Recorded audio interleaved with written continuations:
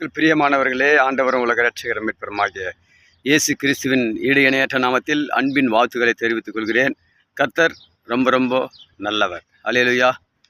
இந்த வார்த்தையானது, இந்த பதிவானது கிறிஸ்துவ ஊழியம் செய்கிற கிறிஸ்து உள்ளத்தில் ஏற்றுக்கொண்டவர்களுக்காக இது முக்கியமான ஒரு வார்த்தை. அது மாத்திரமல்ல, தமிழ்நாடு அநேக வித காரியத்தில் ஊழியர்களுக்கு எந்த தடையில்லாமல் ஊழியம் செய்யவும், அவரை பற்றி சொல்லவும், அநேக வித காரியத்தில் கடந்த 5 ஆண்டுகளில் கர்த்தர் வல்லமையாக எடுத்து பயன்படுத்தினார் என்று தான் சொல்ல முடியும். அநேக வித காரியத்தை குறித்து சொல்ல முடியும்.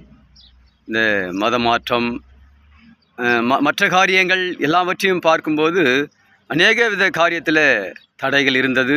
ஆனாலும் இந்த கடந்த 5 ஆண்டுகளில் மிக சிறப்பாக 5 ஆண்டை தேவன் கடக்க செய்தார்.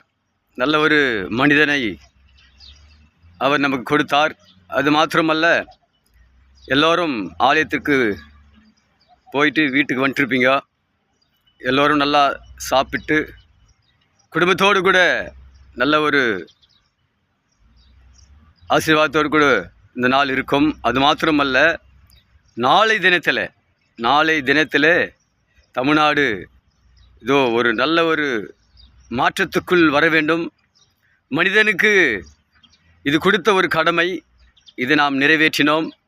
நாளை அது வெளியாகிறது. அது மாத்திரமல்ல, இதற்காக நாம் கடவுள்கிட்ட பிரார்த்திக்க வேண்டும். அது மாத்திரமல்ல, கடவுள் மனிதனாய் வந்தார். ஒரு மனிதன் ஒரு மரத்தை வெட்டுவதற்காக ஒரு கோடாலியை அவன் ஒரு மனிதன்கிட்ட வாங்கிட்டு வந்து ஒரு கிணற்று ஓரமாக இருக்கிற மரத்தை அவன் வெட்டினான். அவன் வாங்கி வந்தது கடனாய் வாங்கி வந்தான் அந்த கோடாலியை. அவன் அந்த மரத்தை வெட்டும் போது அது தவறி அந்த கிணத்துல தண்ணியில் ஊந்துடுச்சு. அவன் மிகவும் கலங்கி நின்றான். இது நாம் கடமாக வாங்கி வந்திருக்கிறோமே, இது எப்படி நாம் திருப்பி கொடுக்குது, கிணத்துல ஊந்துடுச்சே அப்படின்னு கலங்கும்போது மனித ரூபத்தில் கடவுள் அங்கே வந்து நின்று அந்த கலக்கத்தை நீக்கினார். எப்படி நீக்கினார்னா, அவங்ககிட்ட கேட்கும்போது, எதற்காக கலங்குகிறாய் என்று கேட்கும்போது, நான் ஏற்கனவே இந்த கோடாலியே கடன் வாங்கிட்டு தான் வந்துக்கிறேன், தண்ணியில் ஊந்துச்சு, இது எப்படி கொடுப்புன்னு தெரியலையே. எனக்கு அன்பானவர்களே, எங்கே விழுந்துச்சு என்று கேட்கும்போது, இந்த இடத்துல தான் விழுந்துச்சுன்னு அவன் சொன்ன உடனே அது தண்ணி மேலே மிதக்கி நின்றபோது, அவன் கண்களால் பார்த்தம்போது அது மிதக்கி மேலே நின்றும்போது அவன் எடுத்துக்கினான். அவன் மிகவும் சந்தோஷப்பட்டான். கடன் வாங்கிட்டு வந்தோமே, இது திருப்பி கொடுக்கணுமே அப்படின்று கலங்கும்போது, அவர் மனித ரூபத்தில் வந்து கடவுள் அதை எடுத்து அவங்க கையில் கொடுத்த உடனே பெரிய சந்தோஷம். இதே போன்று தான் எந்த தப்பும் பண்ணாத சிறைச்சாலையில் உள்ளே போட்டு லாக் பண்ணியாச்சு.